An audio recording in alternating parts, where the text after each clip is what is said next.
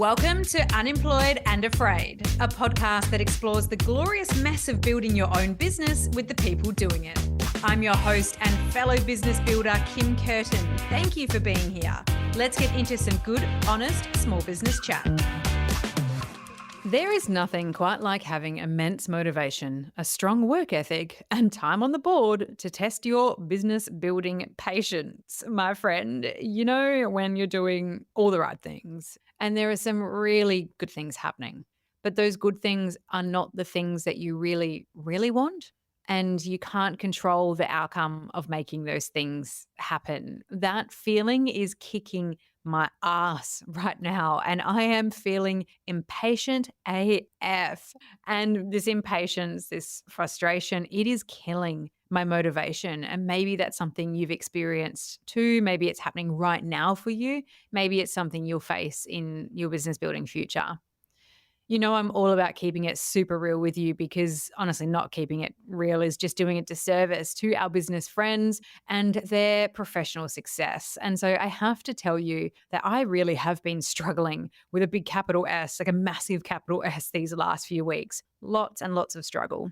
And struggling for me looks like chronic procrastination, a lot of anxiety experiences, and some really unhelpful mental chatter. On the procrastination side, my frustration and impatience plays out in a lot of task switching to the point that sometimes my head feels like it's just going to swing off. I can be deep editing and then switch to start writing a piece of content, work on a new pitch, or be working on client podcast work. And in the middle of all of that, I'll probably go down a scroll hole on TikTok or Instagram or both, usually under the guise of, oh, it's just something for work, or, oh, I'm just looking for a little bit of inspiration for this idea. None of that is true. I just want to go and have some brain relaxation time. Ironic, because it doesn't relax me at all. But I'm doing all of that in a matter of minutes, while simultaneously wanting to just get under the covers and do nothing for as long as possible, or perhaps watch some Real Housewives.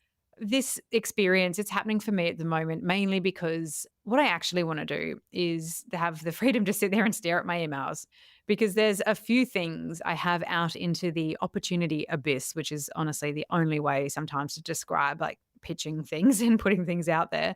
And I'm really hoping that they're going to come through. These are things that really matter to me, things I really want to work on, things I've put my absolute heart, soul, brain power, IP, just absolute everything into. Things I can't do any more than I've already done to influence the outcome of. And these things, they don't just mean amazing opportunities in terms of, professional successes and things like that. They actually equal a positive change in my broader life experience, also known as impactful revenue. And when those things are floating around, I find it almost impossible to channel both the focus and the motivation that I like to experience. I want to feel. I get everything done and I get it done well because your girl loves a deadline. Quite frankly, I quite like working under a little bit of pressure. It gets my flow state going. Some may call that maladaptive. It just doesn't feel good though while I'm doing the work. It feels really uncomfortable. Over the last 4.5 years of rebuilding my career, I have become acutely aware of how mentally challenging this whole thing is. Building a business, a brand, and going after your dreams is deeply unsettling. And like you, I have loads of big dreams, ridiculous ones, and none of what I don't yet have diminishes my pride in all that I do. But some periods are just a massive struggle, and seeing the good in the moment is harder than usual. Because I've been through enough of the shit days, I've also spent countless hours trying to learn helpful tools, trying things, putting things down, picking things back up again, just to build up that tool belt so that I can draw on it when these times inevitably happen. And there are a few of them that I found that work really, really well for me. But when it gets really bad with the anxious thoughts, the impatience, the frustration, pulling on these tools just seems to get really hard. Some of the tools that I use, or a big one is movement. Seems kind of obvious. They're all kind of obvious and simple when you really look at them. But movement, even when I don't feel like it, which is basically every day, because exercise for me, it's ground zero for managing my mental health, even though I rarely actually feel stoked to go and do it. So If I go more than a few days without significant movement, without something that really gets me distracted and the heart rate up and like proper sweated out movement, if I go a few days without that, I start to feel like a failure. And so even though I 100% don't want to do it, I'm forcing myself at the moment to sign up for classes that will cost me money if I don't show up for them.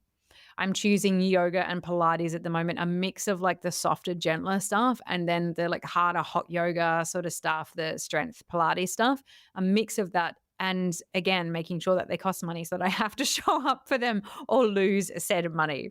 And it is helping. It is helping. And maybe I'm putting this out there to remind myself to just get off the couch and go do some movement. Therapy is also a huge one for me. If you follow me on Instagram, you will see that I've talked about this pretty openly, and I've definitely talked about it on this podcast before. And every time I feel like this, every time I get into this sensation, I want to cancel my appointments. It's like clockwork every single time. I feel like shit. Then I look at my diary and go, oh, I've got psych this week. And I'm like, oh, cool. Maybe I just want to cancel that. I don't really feel like I want to go do that right now. So I try to trick myself as best I can and just wait until it's not possible to cancel without a fee so that I have to show up and I make sure to book the next one, because although I want to talk myself out of it, although I want to hide from how I'm feeling, it's so important to be there. I try to do them a few weeks apart as like a minimum because that's what works for my budget right now.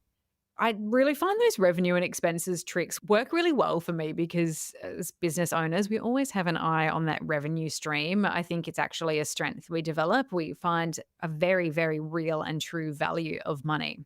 Meditation is another massive one that everyone talks about, but I just cannot thank it enough. I have to force myself to do even just a few minutes of guided meditation some days, but I know that when I do, it really works. I'm a big fan of visualizations as it gets me out of just thinking about all the shit that I can't control. So I use loads of different apps, Insight Timer, a great one that my therapist put me onto called Curable, which is actually designed more for pain. But if you replace the word pain with anxiety, it all makes a lot of sense. And that one's been really helping me as well. And I think I've spoken about this before. If you haven't heard of To Be Magnetic, it's really cool. Just go have a little look at what that is. And honestly, one thing I'm very proud of, I thank myself every day for giving up the booze, because I know I would be really leaning into some cheeky reds, just a glass of relaxation right now, which is absolutely no shade on you if you enjoy your reds. I just learnt that it doesn't work for me and my body. And personally, it doesn't make me feel at my best. It really affects how I feel internally and certainly my mind. And it just doesn't work. So I avoid it, and I've avoided it for quite some years now. And it really works for me. Lastly, saying out loud what I'm feeling, as ridiculous as it sounds sometimes, like when I hear myself, I'm like, are you right? But just not bottling it all in and falling into a hole where my brain does all the thinking for me, which, it sounds a little silly, but we know that we can't always trust what our mind is telling us.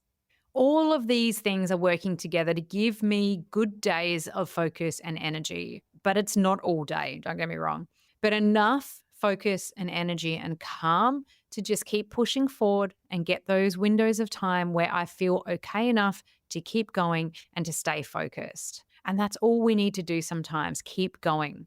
Put work and ideas and connections and schedule meetings and do all those things. Just put things out there, keep doing the work and have some trust. And doing whatever we need to do to just keep showing up and creating motivation where there is none. Because there are going to be times where there is no natural motivation. And one big thing I've learned about myself through this process and from hearing from so many others is that relief from the impatience and the frustration of procrastination and all the things we can't control, we get relief through actually doing the work sometimes. Like, yes, we absolutely need to take self-care and do all of those things 100%. But sometimes when we're all in our own head, sitting down and doing some work, seeing yourself show up as that person who does the work and puts it out there is actually really nice. Like, it gives you it gives me a little sense of relief. Putting one task down, then another, then another. It is exhausting, this gig, truly. Like, building anything for yourself is brutal. It's like constant looking at yourself, constant analyzing what's happening here, what's working, what can I do, how can I be proactive? There's nothing passive about doing this gig, but that's what makes the experience and you absolute magic. You're doing it anyway. we're doing it anyway, no matter how ugly it looks or feels.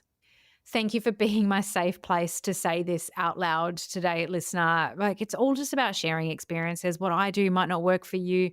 What you do might not work for me, but like, you share it, you try it, you put things down, you pick things up. And I hope that by hearing some of what I just shared, that you're feeling more supported to keep going for yourself or to draw on some of your own tools to lift yourself through and out of an inevitable downtime or mentally challenging time.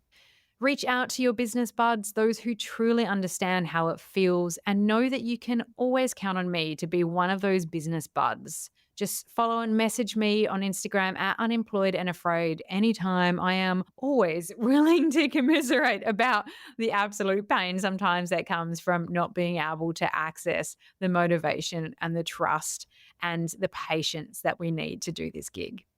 Thank you for listening to Unemployed and Afraid, the podcast for small business builders with your host, me, Kim Kerton. If you love it, you can say thanks with a star rating and a review. And of course, join the community on Instagram, TikTok, Facebook, and LinkedIn. Find us at Unemployed and Afraid wherever you're hanging out, and I'll see you there.